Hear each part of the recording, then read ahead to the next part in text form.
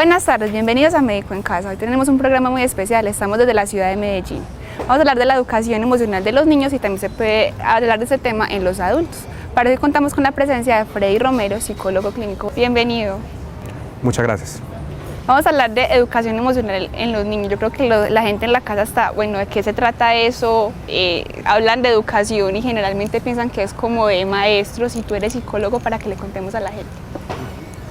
Bueno, en mi profesión, pues en la psicología clínica, hemos trabajado mucho el tema de los niños. Para mí es uno de los temas más importantes en este momento. Antes de pronto de comenzar sobre el tema de la psicología clínica y cómo se trabaja con niños, sí me gustaría hacer como una aclaración que infortunadamente se está trabajando mucho con la sociedad, y es que no tienen la diferencia de lo que es un psicólogo clínico y lo que es en realidad un psicólogo clínico. Un psicólogo clínico no es aquel, un psicólogo clínico no es aquel que lee las cartas, que te pegan una consulta, que en algunas ocasiones hacen desnudar a los pacientes también, o cualquier otro tipo de terapia que la otra persona trata de convencer al otro o a los otros para decir que es algo efectivo, cuando es falso. Dentro de la psicología clínica, en Colombia, afortunadamente nos regula la ley 1090, que es la ley colombiana de psicólogos y psicólogas, y donde nos expide la tarjeta profesional. Es una institución privada con funciones públicas. En ese orden nosotros lo que queremos es como regular el tema de la profesión. Somos los que damos las tarjetas profesionales y pues trabajamos otros aspectos dentro del colegio. Uno de los que me corresponde a mí precisamente es el campo de la psicología clínica a nivel nacional, y yo te agradezco mucho, María Antonia, por este espacio, porque me permito informar a la gente lo que es y no es.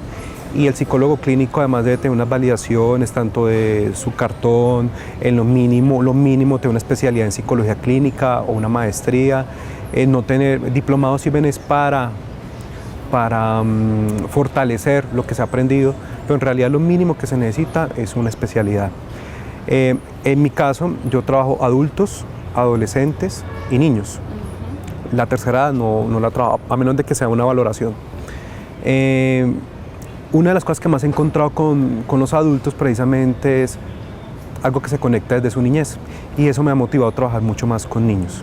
Cuando tú me haces la pregunta de la educación en niños, en la educación emocional en niños, he encontrado que en el adulto muchos problemas de los que llegan a consulta precisamente tienen que ver con su niñez y esa construcción de la niñez.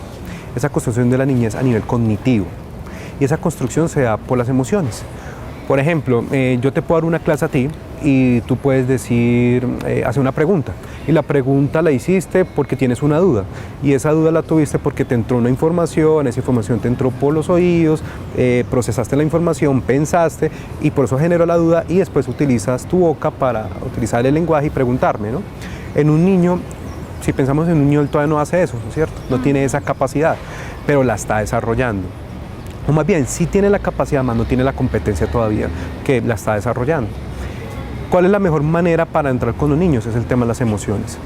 No es lo mismo decirle a un niño, mira, te equivocaste, voy a estar contigo para corregir tu error, y otra cosa es decirles que tú eres un bruto, no sirves para nada. Y eso es lo que hacen muchas veces. De hecho, tuvimos un programa en el que, por ejemplo, con la comida manipulamos mucho a los niños. Si no te comes esto, ya va a venir el loco por ti, o ya no te quiero. Entonces los papás muchas veces no saben, y he escuchado que decir, es que los psicólogos dicen que es que creamos traumas por todo, y no saben como la importancia de las cosas que le están diciendo a los niños desde pequeños. Exacto. Eso que acabas de decir, por ejemplo, esos chantajes emocionales que se dicen en el mundo coloquial, es lo que lamentablemente perjudica a un niño.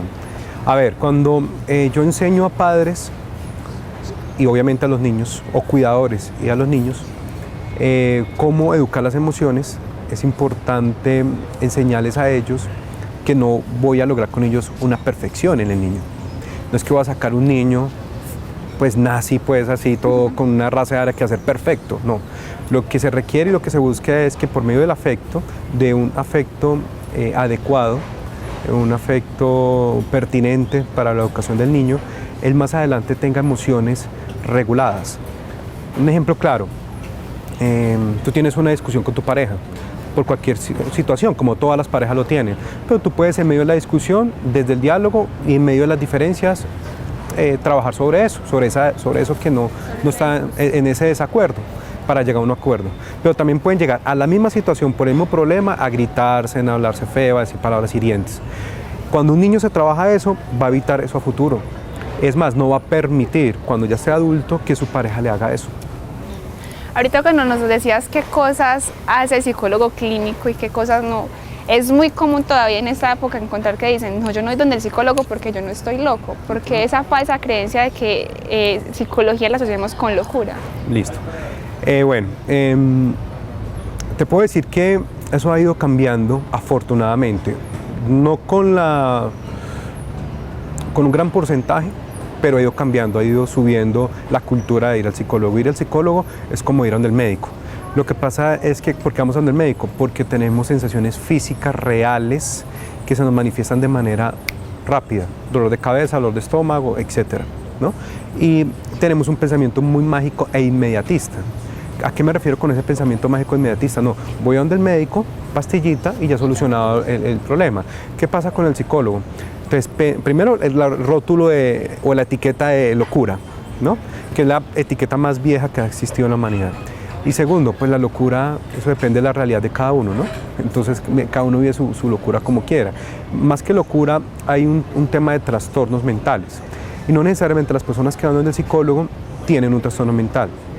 Yo te puedo decir que en mi actual práctica clínica, el 90% de mis pacientes no tienen trastornos mentales.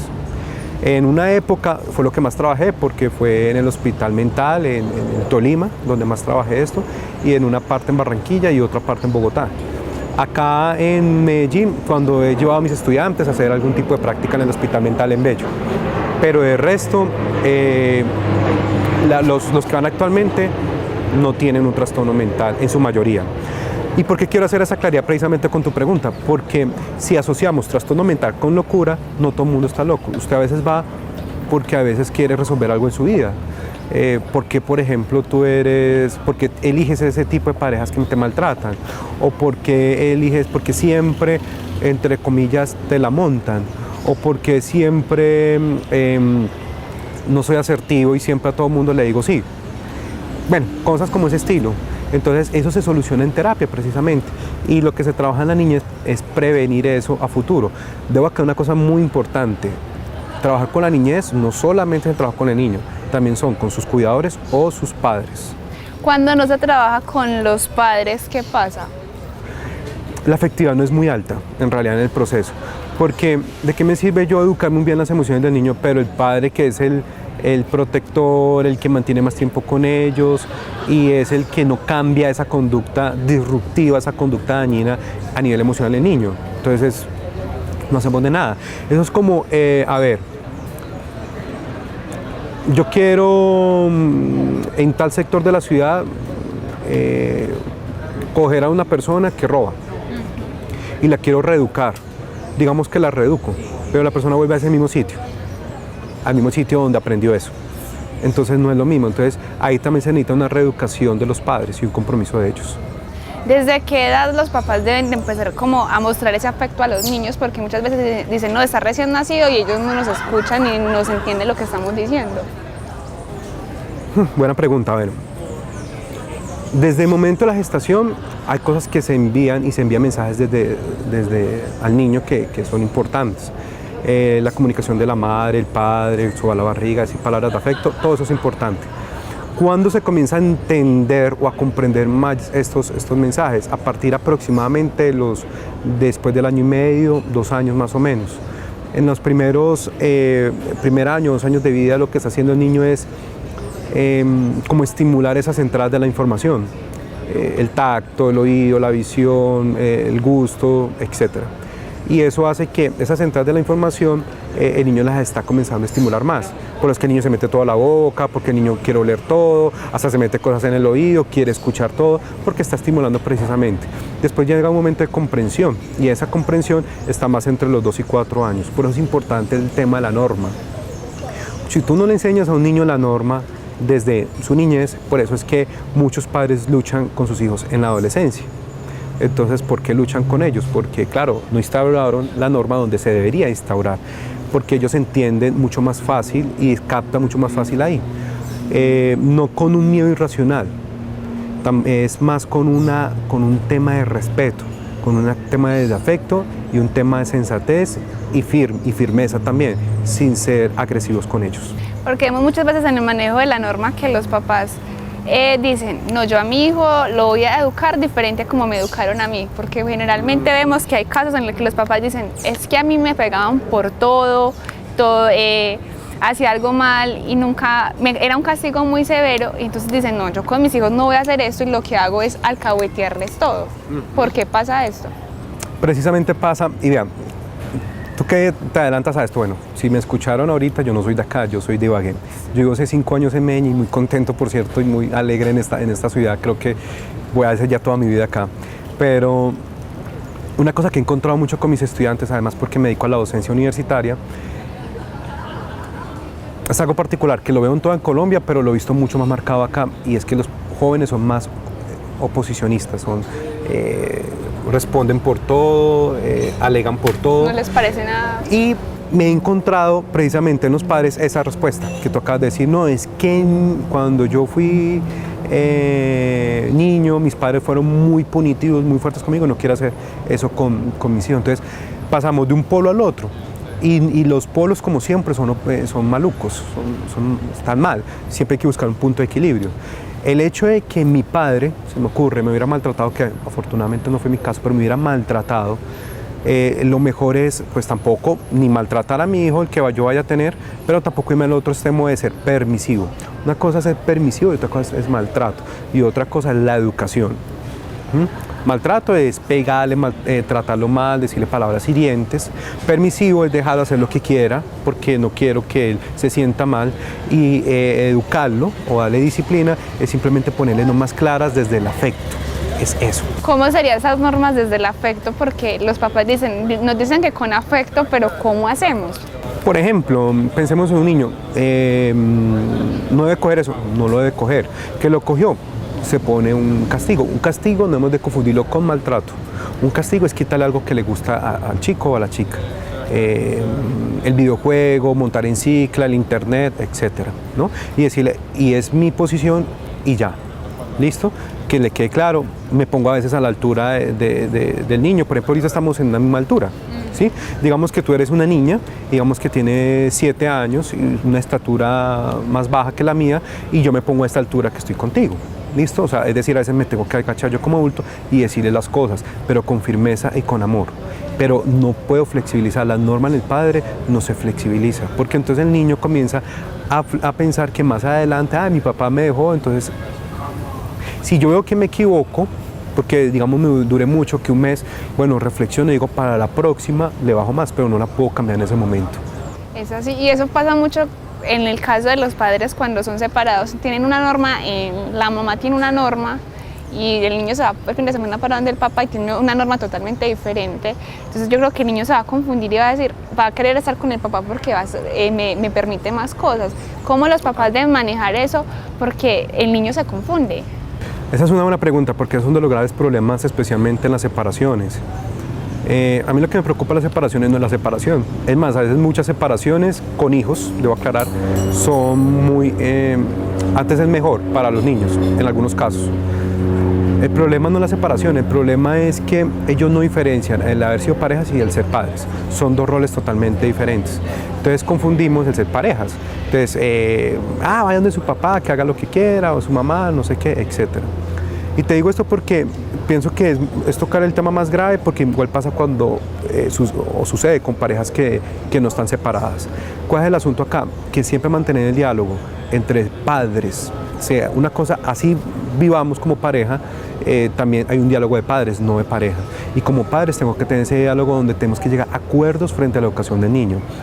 Una de las cosas que yo hago mucho en consulta, bueno, en realidad no es mucho, pero incentivo mucho que se haga, y lo hago con estudiantes, les digo, es que vayan a donde un psicólogo, donde una psicóloga, a hacer, y lo hago entre comillas porque como una especie de curso prematrimonial, pero nada expuesto a una religión ni nada, más bien desde lo psicológico. ¿Esto para qué? Para entenderse, de verdad, porque una cosa es el amor, yo puedo amar a mi pareja, puedo quererla y todo, pero bueno, también estamos en acuerdo en tener hijos, ¿no? Si vamos a tener hijos, ¿cómo sería la manera de educar a un niño? Entonces todas esas cosas son interesantes porque, no, esa es la mujer de mi vida. Sí, es la mujer de mi vida, pero tú has pensado en esa mujer de tu vida el día que si han decidido tener hijos, ¿cómo los van a educar? Entonces ahí comienzan a surgir otros tipos de problemas. Entonces eso es una manera preventiva. Los que ya tienen, lo que les aconsejo en este momento es que el diálogo es muy importante. Una de las cosas que menos ejemplo tenemos en la actualidad de nuestro país precisamente es el tema del diálogo, y bueno, por muchas cosas políticas que quizás vemos en este momento, pero el diálogo es muy importante, hablar con la otra persona, llegar a unos acuerdos. Siempre hay desacuerdos entre dos personas o más, pero ahí siempre hay un punto de acuerdo. Eso va a ser siempre así. Un tema muy importante, hablando de la educación, los padres cuando a veces escuchan la palabra afecto es, o sea que todo el día tengo que estar encima de mi hijo diciéndole te quiero, abrazándolo. Explícale un poco a la gente para que no confundan esa palabra afecto. A ver, decirle te quiero cada rato, eso no es ningún problema. Va a llegar el niño cuando crezca que va a decir, ay, papá tan cansón o mamá tan cansona. Y pasa eso en la adolescencia y es normal. La situación es que expresar afecto como tú quieras, con un abrazo, con un mensaje, con una carta, con un gesto, con palabras, con cualquier otra manera. El afecto se expresa de cualquier otra manera. Hay padres que van a decir, pero es que me educaban así y yo no soy capaz de expresar afecto. Pues mi recomendación es que ahí sí puede ir a terapia. y usted no está loco, papá o mamá, que me está escuchando, porque va viendo el psicólogo porque usted cree que no puede dar afecto a su hijo. Simplemente es para reconocerse qué es lo que pasa ahí, qué es lo que no ha perdonado, qué es lo que no ha reparado en su vida para poder expresarlo más adelante. Uno de los principios fundamentales en la psicología clínica es que los psicólogos clínicos deberíamos cumplir 3 cosas. Una formación académica, otra, tener una experiencia, y tercero, una muy importante, pero esa no es impositiva y no es obligatoria, pero es una invitación que se le hace a los psicólogos clínicos, que vayamos a terapia. Entonces, yo por ejemplo manejé muchos procesos míos en terapia y he reconocido muchas cosas y faltarán algunas otras. Entonces, eso me permite a mí tener una mayor claridad, y esa claridad la veo mucho más en el paciente. ¿Por qué toca esa parte con respecto a esto que me acabas de decir? Porque usted papá o usted mamá que me está viendo en este momento se va a dar cuenta de esa claridad que va a tener con su hijo, de esa claridad que va a tener con su hija, y va a entenderlo mucho más. Entenderlo y comprenderlo no es lo mismo de alcahuetearlo. Y muchas veces los papás creen, sí, es que lo comprendo y dejo que haga todo lo que sea. Exacto. No es así. Tocas un tema con lo que me acabas de decir, que los psicólogos clínicos deberían ir donde el psicólogo, y eso es lo que muchas veces cuestiona la sociedad. Pero si es tan psicólogo, ¿por qué utilizan esa palabra? ¿Por qué tiene que ir a un psicólogo? ¿Para qué yo voy a ir donde él a contarle mis cosas? Eso pasa mucho. Sí, claro. Precisamente lo que les decía al comienzo, lo importante de ustedes es saber qué es un psicólogo clínico y qué no lo es. El que le va a leer las cartas no es un psicólogo clínico. Es respetable esa profesión y no sé si llamarlo profesión. Bueno, esas ideologías. Sí, esas ideologías son respetables, pero eso no es psicología. Psicología es una cosa mucho más seria, donde trabajamos también algo muy ético. Si tú vas como paciente en consulta y me cuentas alguna situación problemática, esa información va a ser para mí y va a estar custodiada en una historia clínica, y eso es solamente para mí. Bueno, para ti también, porque tú eres la dueña de la información psíquica, pero es de los dos la información. ¿Dónde yo rompo el secreto profesional? En 2 situaciones. Cuando se va a atentar la vida de otra persona, o te vas a atentar tu propia vida. Si me vas a decir, no, es que ahorita salgo a matar un poco de gente, o si dices, no, es que estoy que me quito la vida, ¿no? Entonces ahí, por ejemplo, en quitarse la vida tenemos que ejercer un protocolo en psiquiatría que se debe cumplir para regular el tema de medicación ahí. Pero al principio mencionas, listo, cuando estamos adultos hay unas cosas que de pronto no hemos elaborado de niños. Los padres, para que sepan, bueno, no soy psicólogo y yo como sé que hay cosas que yo no elaboré de mi infancia y estoy en mi edad adulta que me están afectando. A ver, primero es como reconocer. Hay una cosa que conoce mucho la gente con las personas alcohólicas. Y esta palabra la han escuchado mucho y es reconocer. Hasta que tú no reconozcas el problema, es muy difícil entenderlo cuando estás en terapia. Primero. Y lo segundo, es reconocer eso que me está haciendo con esa pregunta se entiende cuando la persona va a terapia voluntariamente. El éxito de la psicología clínica es por ir de manera voluntaria, cosa que no pasa generalmente con niños y adolescentes, y aunque yo lo manejo también en consulta, que estén dispuestos a estar ahí. Después de eso es que ya comprendo y me doy cuenta de cosas de la infancia. Yo soy de una escuela que se llama la escuela cognitiva y trabajo más el tema cognitivo-conductual, cognitivo-afectivo y algo constructivista. Y lo que me gusta es que la persona reconozca eso que vivió en su pasado, pero no quedarme en su pasado, sino que lo entienda. Es como irnos en una máquina del tiempo para después volver y, hey, ese es tu presente y entiendas de dónde nació todas esas cosas para poderlas vivir ahora. O sea, yo no puedo cambiar tu pasado. Hay gente que me dice, por ejemplo, consulta, doctor, yo quiero que me quite ese mal recuerdo que tuve con mi pareja, de ese hombre o de esa mujer, quiero que me la quite de la memoria. No, eso es imposible, es más, sería una herejía quitarlo a nivel cognitivo. Antes es bonito que tenga ese recuerdo, ¿por qué? Porque lo que guardo en la memoria es aprendizaje. ¿Tú cómo sabes que 2 más 2 es 4? ¿O cómo sabes que esto es una silla? ¿O cómo sabes que esto es una camisa? ¿O cómo sabes que yo soy de género masculino y tú de género femenino? Porque aprendiste eso y para aprender eso lo almacenaste en la memoria, ¿no es cierto? Entonces, como si tú tuviste en tu adolescencia una pareja y que tú tuviste 2 parejas con similitudes, ¿sí?, de comportamiento y que te hicieron mucho daño, tú vas a aprender y vas a decir, no, este tipo de pareja, este tipo de comportamiento no me gusta de un hombre. Entonces es bueno no olvidar, porque haces que elijas, perdonando, debo aclarar, no con rencor. Y otra cosa cuando dices, bueno, no quiero esto en una pareja, y muchas veces el error de la gente es decir, por ejemplo, tienen una falla con 2 parejas que les pasó igual y dicen, es que todos los hombres son iguales o todas las mujeres, generalizamos como un conflicto que tenemos y a partir de eso generalizamos. ¿Qué recomendación les das a eso? ¿Se puede generalizar o no está bien hacerlo? Tú dijiste la palabra clave, eso se llama distorsión cognitiva y se llama generalización, una de las tantas. La sobregeneralización es decir, todos los de cabello largo son marihuaneros, todos o son guerrilleros o son de izquierda, o todos los hombres son iguales o todas las mujeres son iguales, o todos los taxistas o no sé qué, etc. Eso es inadecuado totalmente en nuestro lenguaje y nuestro proceso cognitivo. Una cosa es decir unas personas, esa persona tiene comportamientos y no hablar de la persona. Por ejemplo, yo tuve un desagravio contigo y para mí lo que tú hiciste fue muy grave. Yo no voy a decir que María Antonia es una mala persona, sino María Antonia tuvo unas conductas inadecuadas que se hace percibir como mala persona, pero salgo de acá y todo es que todas las mujeres definitivamente son iguales. ¿Por qué? Porque algo que me pasó con María Antonia, entonces lo voy a generalizar y no necesariamente fue un comportamiento de María Antonia y ya.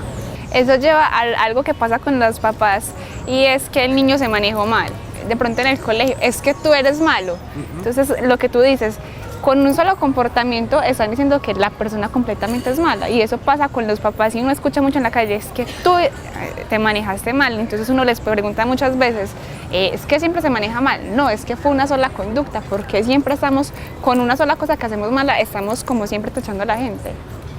Yo coloco este ejemplo a los pacientes, a los estudiantes y a cualquier persona, hasta a mi familia, les digo, bueno, cuando pasa eso, señalo una pared de color, especialmente blanca, y dibujo un puntico ahí chiquitico para que no se dañe la pared, o si hay algo chiquitico ahí que me sirva, y les digo, bueno, en esa pared, ¿qué es lo que ven ustedes? El punto, y yo les digo, muy bonito, entonces, ¿por qué no ven el resto, que es mucho más blanco, que tiene muchas más cosas, ¿no? Eso es lo que pasa con el ser humano, siempre miramos el punto negro, ¿no?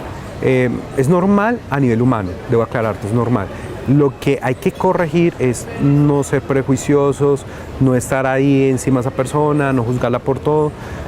Hay comportamientos que se deben castigar. Bueno, entonces que porque el ladrón robó, entonces es un buen sujeto. Pues puede que sea muy buen sujeto, hay que saber por qué robó, pero cometió una conducta inadecuada. Y si la ley dice que hay que pagarla, pues hay que pagarla. Si el niño cometió una conducta inadecuada, no, pero es que el niño es bueno, él no es listo, el niño es bueno, pero hay que corregirlo en eso, porque él no va a entender. Y ahí es cuando te digo el tema de la norma, ¿no? Pero ¿qué pasa? Más adelante le valoro otras cosas, pero si me quedo con el niño enojado, haciéndolo peor, etcétera, etcétera, ¿eso qué es lo que hace? Pues que el niño piense que es lo peor del mundo y comienza a generar esquemas de inseguridad, que es un tema que me gustaría hablar contigo más adelante. Vamos a un corte de comerciales y ya regresamos con nuestro tema del día, educación emocional en los niños. Ya regresamos.